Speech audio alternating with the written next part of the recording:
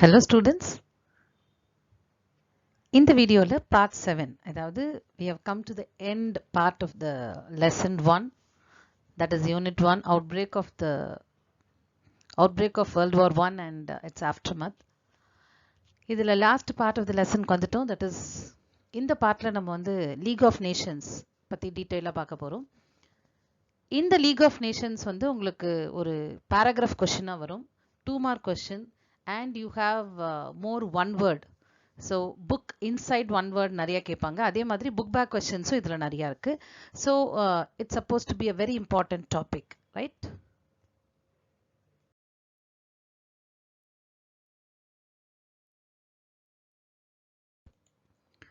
So next, as usual நம்ம சொன்ன மாதிரி important topic League of Nations பார்க்க போறோம். இதுல first structure and composition. Actually இது வந்து உங்களுக்கு ஒரு வாட்டி structure and composition of League of Nations ஒரு paragraph question கேட்டிருந்தாங்க. ஸோ இந்த டாபிக்ல இருந்து எந்த ஹெட்டிங் வேணா paragraph question உங்களுக்கு வரலாம். So structure and composition of League of Nations. The covenant of the League was worked out at Paris Peace Conference. இதை வந்து நம்ம ஃபர்ஸ்டே பார்த்தோம். பாரிஸ் பீஸ் கான்ஃபரன்ஸ்ல தான் டிசைட் பண்ணாங்க இது மாதிரி ஒரு லீக் ஆஃப் நேஷன் அப்படின்ற ஒரு அமைப்பு கட்டாயம் தேவை அப்படின்றது. It was largely due to the pressure from President Wilson that this task was accomplished. So American president Woodrow வில்சனோட ப்ரெஷர்னால தான் அவர் தான் வந்து இந்த லீக் ஆஃப் நேஷன்ற ஒரு அமைப்பு கண்டிப்பாக வேணும், இனிமேல்ட்டு இந்த மாதிரி இன்னொரு வேர்ல்டு வார் வரக்கூடாது அப்படின்றதுக்காக இந்த லீக் ஆஃப் நேஷன்ஸ் கண்டிப்பாக வேணும் அப்படின்ற இந்த டாஸ்கை வந்து முக்கியமாக எடுத்துகிட்டு போனது யார் அப்படின்னா Woodrow Wilson, American president. In drawing up the constitution of this organization, the ideas of Britain and America prevailed. சரி, இந்த லீக் ஆஃப் நேஷன்ஸோட கான்ஸ்டிடியூஷனை ஆர்கனைஸ் பண்றதுல பிரிட்டனோட அமெரிக்காவோட ஐடியாஸை தான் நிறைய இம்ப்ளிமெண்ட் பண்ணாங்க. அவங்க கொடுத்த ஐடியாஸை தான் எடுத்துக்கிட்டாங்க. ஸோ அந்த லீக் ஆஃப் நேஷன்ஸ் எப்படி இருக்கணும் அப்படின்ற ஒரு அமைப்பு உருவாக்குறதுக்கு. The League of Nations, which was formed in 1920, consisted of 5 bodies.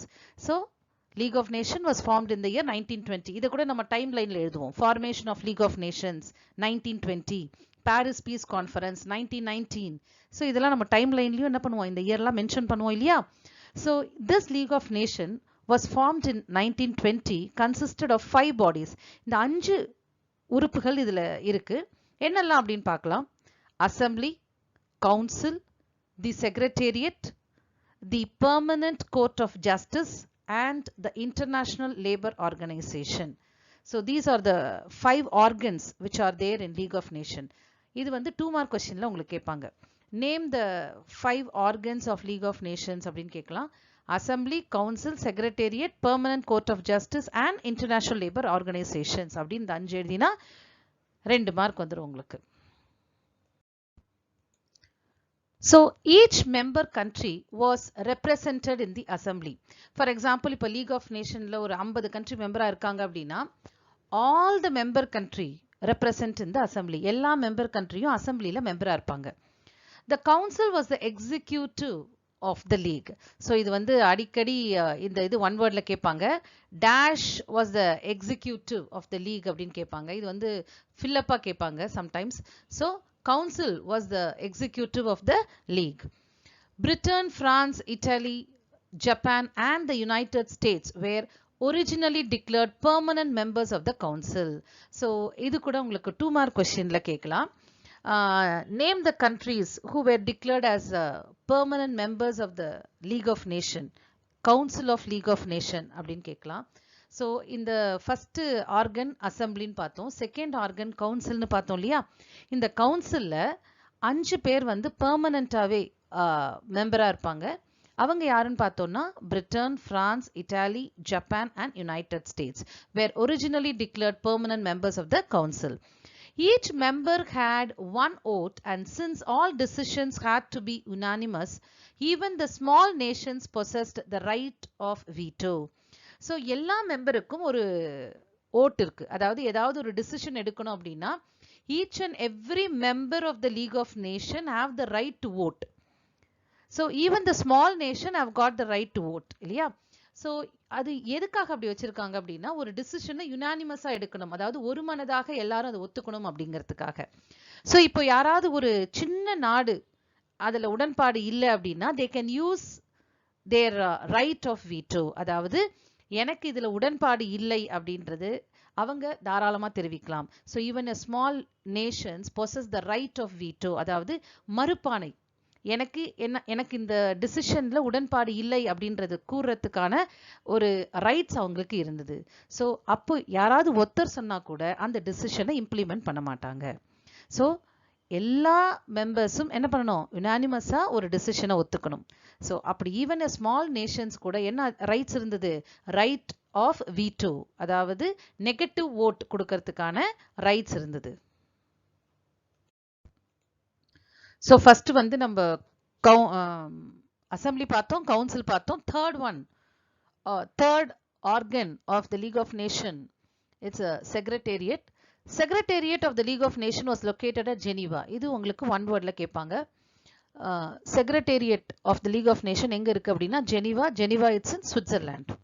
The first Secretary General was Sir Eric Drummond from Britain. இது வந்து book back one word கூட உங்களுக்கு. First Secretary General யார் அப்படின்னா Sir Eric Drummond and he was from Britain. The International Court of Justice was set up in The Hague. Hack அப்படிங்கிற ஒரு இடத்துல தான் இன்டர்நேஷனல் கோர்ட் ஆஃப் ஜஸ்டிஸ் இருக்கு. இதுவும் ஒரு புக் பேக் ஒன் வேர்டு உங்களுக்கு. And the court was made of 15 judges. அந்த international court of justice எவ்வளவு ஜட்ஜஸ் இருந்தாங்கன்னா 15 ஜட்ஜஸ் வேர் தேர் இந்த international court of justice. So assembly பார்த்தோம், கவுன்சில் பார்த்தோம், secretariat, then international court of justice, and the last one is international labour organisation.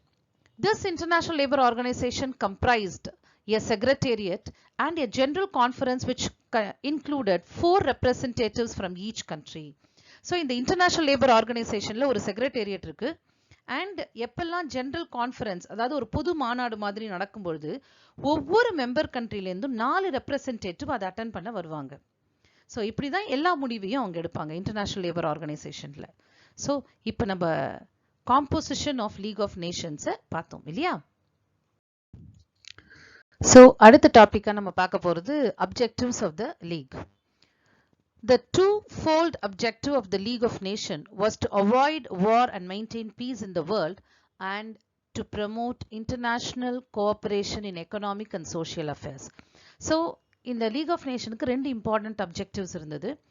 ஒன்னு வந்து to avoid war and maintain peace, அதாவது இனிமேட்டு சண்டை வராம பார்த்துக்கணும் அண்ட் உலகம் அமைதியா இருக்கிறதுக்கு ஹெல்ப் பண்ணணும், ரைட்? செகண்ட் விஷயம் என்ன அப்படின்னா to promote international cooperation in economic and social affairs.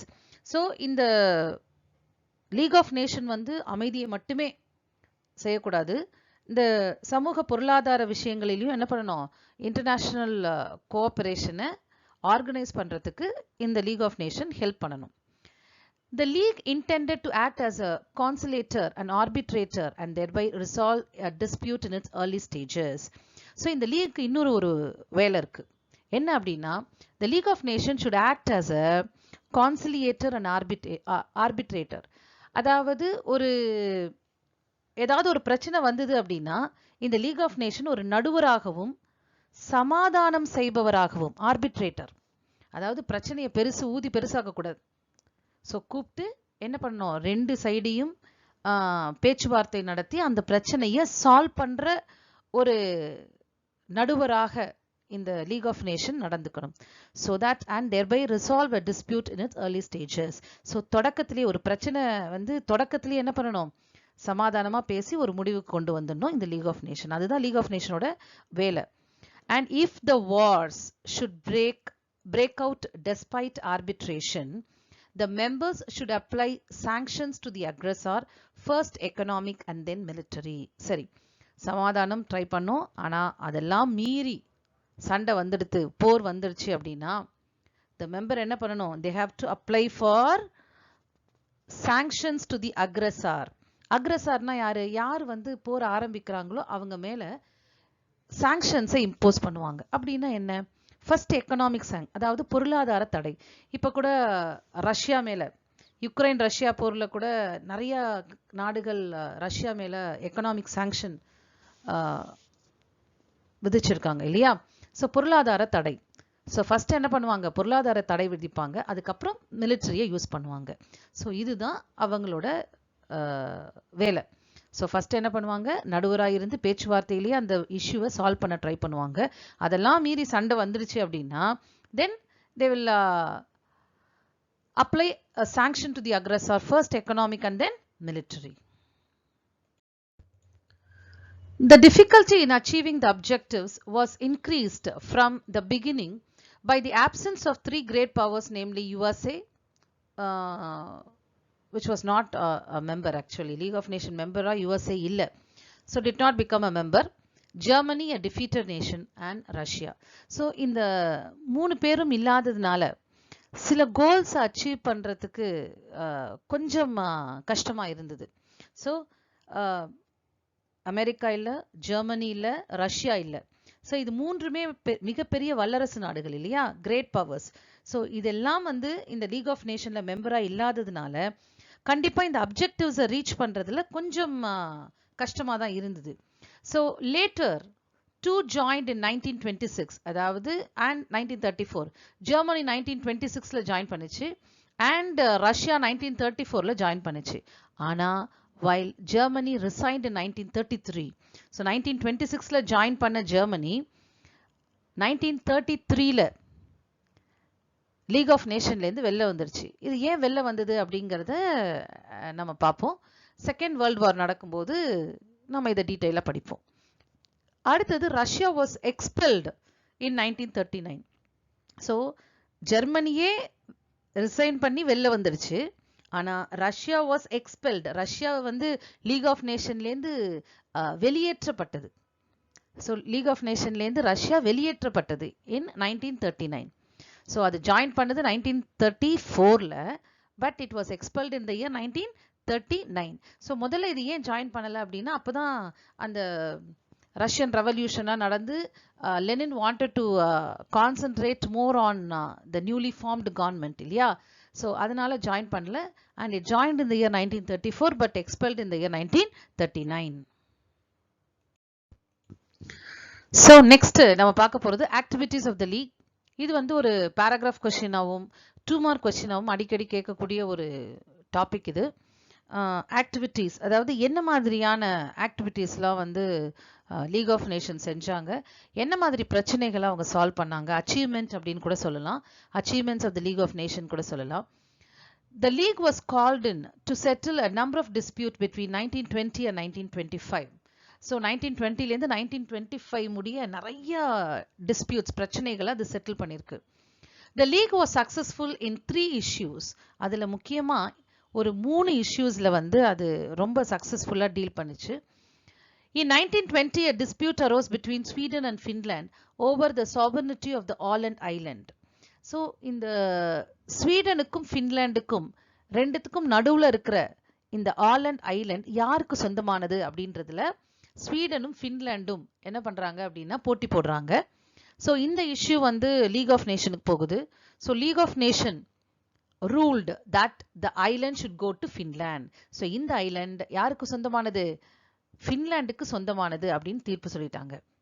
So ஃபின்லாண்டுக்கும் ஸ்வீடனுக்கும் நடக்கிற ஒரு வார இந்த பேச்சுவார்த்தை மூலமா என்ன பண்ணிட்டாங்க, தடுத்துட்டாங்க. So it was a great achievement of the League of Nations. So first issue Åland Island issue பார்த்தோம். So second one, in the following year the league was asked to settle the frontier between Poland and Germany in Upper Silesia, which was successfully resolved by the league. So இங்க பாத்தீங்க அப்படின்னா உங்களுக்கு இந்த map பாருங்க, இது Poland, இது Germany. போலண்டுக்கும் ஜெர்மனிக்கும் ஒரு சின்ன பார்டர் இஷ்யூ எந்த இடத்துல அப்படின்னா இந்த அப்பர் சில்சியா, இதோட வியூ இங்க போட்டிருக்காங்க பாரு, இந்த ரெட் கலர்ல இருக்கு இல்லையா, இந்த இடம் இங்க இருக்கு. ஸோ இந்த இடம் யாருக்கு சொந்தம் அப்படின்றதுல போலண்டுக்கும் ஜெர்மனிக்கும் ஒரு பிரச்சனை நிலவியது. இது வந்து லீக் ஆஃப் நேஷன் சண்டை வராம பேச்சுவார்த்தை மூலமாகவே என்ன பண்ணிட்டாங்க, இந்த 2 நாடுகளுக்குள்ள இந்த பிரச்சனையை சால்வ் பண்ணிட்டாங்க.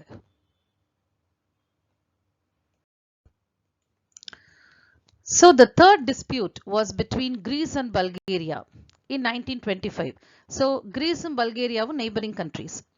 ஸோ இந்த கிரீஸ் அண்ட் பல்கேரியாவுக்கும் என்ன இஷ்யூ அப்படின்னா same border issue, boundary issue இந்த பெட்ராக் அப்படின்ற ஒரு இடத்துல. So Greece invaded Bulgaria and the league ordered ceasefire. So Greece என்ன பண்ணிச்சு? It invaded Bulgaria. So Greece தான் போரை தொடங்கிச்சு. Okay, it invaded Bulgaria. So அதனால லீக் ஆஃப் நேஷன் என்ன பண்ணுது? சீஸ்ஃபயர், அதாவது போர் நிறுத்தத்தை கொண்டு வருது, போரை நிறுத்துங்க அப்படின்னு சொல்லிட்டு. அண்ட் ஆஃப்டர் இன்வெஸ்டிகேஷன், ஸோ ஒரு இன்வெஸ்டிகேஷன் டீம் வந்து வராங்க, வந்து இன்வெஸ்டிகேட் பண்ணுறாங்க யார் பேரில் தப்பு அப்படின்ட்டு. So after investigation it blamed Greece. ஸோ அதுக்கப்புறம் என்ன பண்ணுறாங்க? இன்வெஸ்டிகேஷன் முடிவில் ரிப்போர்ட் என்ன சொல்லுது?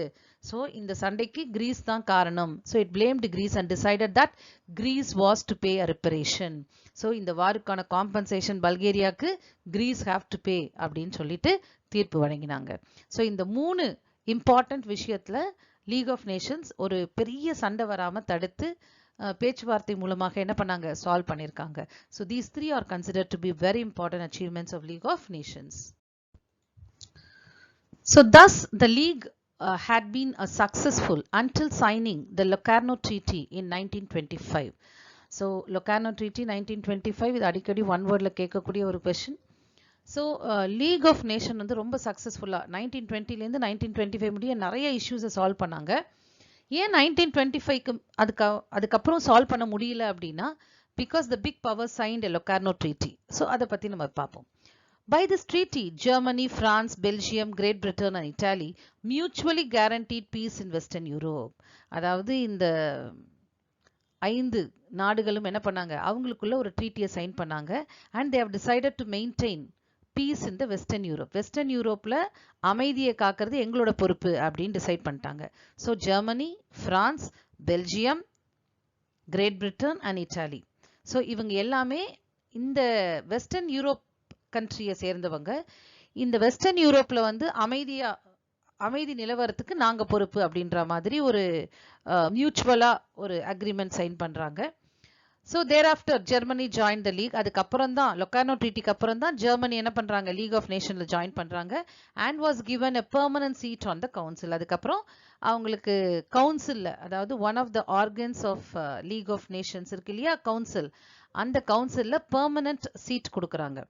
After 2 years, US and Russia began to participate in the non-political activities of League. So அதுக்கப்புறம் என்ன பண்றாங்க? US கொஞ்சம் கொஞ்சமா லீக் ஆஃப் நேஷன்ல நான் பொலிட்டிக்கல் ஆக்டிவிட்டீஸ்ல பங்கு எடுத்துக்க ஆரம்பிக்கிறாங்க. US மட்டும் இல்ல, ரஷ்யாவும். ஸோ இந்த மாதிரி கொஞ்சம் கொஞ்சமா ரஷ்யாவும் யுஎஸும் சில நான் பொலிட்டிக்கல் ஆக்டிவிட்டீஸ்ல பங்கு எடுத்துக்கிறாங்க லீக் ஆஃப் நேஷன்ஸோடது. ஸோ அதுக்கப்புறம் ரஷ்யா மெம்பர் ஆயிடுறாங்க, ஆனா யுஎஸ்ஏ மெம்பர் ஆகல. ஸோ அடுத்ததான் நம்ம பார்க்க போகிறது வயலேஷன்ஸ், அதாவது கட்டுப்பாடு மீறல். அதாவது எல்லா நாடுகளும் லீக் ஆஃப் நேஷன்ஸோட ரூல்ஸ் அண்ட் ரெகுலேஷன்ஸை வயலேட் பண்ண ஆரம்பிக்கிறாங்க. So one of the major problems confronting the European powers was how to achieve disarmament. So ஒரு முக்கியமான ஒரு பிரச்சனை வந்து யூரோப்பியன் பவர்ஸ் கிட்ட இருந்தது. அதாவது ஹவு டு அச்சீவ் டிஸ்ஆர்மமெண்ட், அதாவது ஆயுதங்களை எப்படி குறைக்க வைக்கிறது மக்களை அப்படிங்கிறது பெரிய பிரச்சனையா இருந்தது. In 1925, the Council of the League set up a commission to hold a disarmament conference to sort out the problem. So என்ன பண்றாங்க அப்படின்னா, in 1925 கவுன்சில், அதாவது செக்யூரிட்டி, அதாவது organs of league of nation council இருக்கு இல்லையா, அந்த கவுன்சில் என்ன பண்றாங்க? ஒரு கமிஷனை நிர்ணயம் செய்யறாங்க. அதில் டிஸ்ஆர்மமெண்ட் கான்ஃபரன்ஸ் ஒன்று நடத்தலாம். So in order to sort out this problem, அதாவது ஆயுதங்களை எல்லா நாடுகளும் குறைக்கணும். ஏன் அப்படின்னா arms race will lead to another war இல்லையா. ஸோ இன்னொரு வார் வரக்கூடாது அப்படின்னா we should not have a arms race. So அதை குறைக்கணும் அப்படிங்கிறதுக்காக எல்லா நாடுகளும் என்ன பண்ணலாம்? ஒரு மீட் பண்ணலாம், ஒரு கான்ஃபரன்ஸ் ஒன்று கண்டக்ட் பண்ணலாம் அப்படின்ட்டு பிளான் பண்ணுறாங்க. But the proposed conference materialized only in February 1932. அப்போ 1925ல இது மாதிரி ஒரு கான்ஃபரன்ஸ் வைக்கலாம் அப்படின்னு டிசைட் பண்ணது, கவுன்சில் டிசைட் பண்ணது. எப்போ மெட்டீரியலைஸ் ஆச்சு அப்படின்னா February 1932ல தான் மெட்டீரியலைஸ் ஆச்சு. ஸோ இந்த கான்ஃபரன்ஸில் ஜெர்மனி ஒரு டிமாண்ட் வச்சுது. ஜெர்மனிக்கு பக்கத்து நாடு எது? பிரான்ஸ் இல்லையா? இப்போ பிரான்ஸுக்கு ஈக்குவலா நானும் வெப்பன்ஸை வச்சுக்கிறேன் அப்படின்னு அனுமதி கேட்குது யாரு? ஜெர்மனி. ஏன்னா பக்கத்து நாடு இல்லையா? ஸோ பிரான்ஸ் கிட்ட மட்டும் அதிக வெப்பன்ஸ் இருந்து ஜெர்மனி கிட்ட அது இல்லை அப்படின்னா ஸோ எந்நேரமும் அது சண்டை போட்டு ஜெர்மனியை தோக்கடிச்சிடலாம் இல்லையா? So in this conference, Germany's demand of equality of arms with France was rejected. So இந்த மாதிரி ஜெர்மனி கேட்கும்போது அதை ரிஜெக்ட் பண்ணிடுச்சு லீக் ஆஃப் நேஷன். நோ, ஏன்னா ஃபர்ஸ்ட் வேர்ல்டு வார்க்கே ஜெர்மனி தான் காரணம் இல்லையா? ஸோ அதனால திரும்பவும் இந்த பிரான்ஸுக்கு ஈக்குவலாக நீங்கள் ஆர்மியை வச்சுக்கோங்க அப்படின்னு சொன்னோம் அப்படின்னா கண்டிப்பாக அப்போ வந்து யார் இருந்தார் அப்படின்னா ஹிட்லர். ஸோ என்ன பண்ணார் அந்த கான்ஃபரன்ஸ் நடக்கும்போது? So in October Hitler withdrew Germany from the conference and the league. So கோவம் அந்த ஹிட்லர் என்ன பண்ணாரு? எனக்கு இந்த கான்ஃபரன்ஸையும் நான் அட்டன் பண்ணலை, இந்த லீக் ஆஃப் நேஷன்லையும் நான் மெம்பராக இல்லை அப்படின்ட்டு என்ன பண்ணிட்டாரு? ரெண்டுத்துலேருந்தும் வெளில வந்துட்டார். ஸோ அடுத்தது பார்த்தோம்னா Japan attacked Manchuria in September 1931 and the league condemned Japan. So ஏற்கனவே இதை பார்த்துருக்கோம் நம்ம. ஸோ ஜப்பான் என்ன பண்ணுது? by taking advantage of the weakness of China, it attacked Manchuria. So இதை வந்து when China took this matter to League of Nations, it condemned Japan. So Japan also followed the example of Germany and resigned from the league. So Germany மாதிரி என்ன பண்ணுச்சு? So நீனு வேணாம், உன்னோட லீக்ல மெம்பர்ஷிப்பும் வேணாம் அப்படின்ட்டு வெளில வந்துருச்சு. So in the contest of Italy's attack on Ethiopia, the league applied sanctions. So இன்னொரு சைட் பார்த்தோம் அப்படின்னா ஸோ இப்போ ஜெர்மனி வெளில வந்துருச்சு, அடுத்தது ஜப்பான் வெளில வந்தாச்சு, அடுத்தது Italy it attacked Ethiopia. So எத்தியோப்பியாவை ஆப்பிரிக்கன் கண்ட்ரி தான் எத்தியோப்பியா, அது இட்டாலி அட்டாக் பண்ணுது. எத்தியோப்பியாவை அட்டாக் பண்ணும்போது லீக் என்ன பண்ணுது? ஃபர்ஸ்ட் எக்கனாமிக் சாங்ஷன் அனௌன்ஸ் பண்ணுது. So as the sanction came in to effect, so Italy மேலே ஒரு எக்கனாமிக் பொருளாதார தடை விதிச்ச உடனே Italy resign from the league and it withdrew from the league of nations in 1937. So 1937 அது வெளில வந்துடுது. So thereafter the league was a passive witness to events taking no part in the crisis over the Rhineland, Austria, Czechoslovakia and Poland.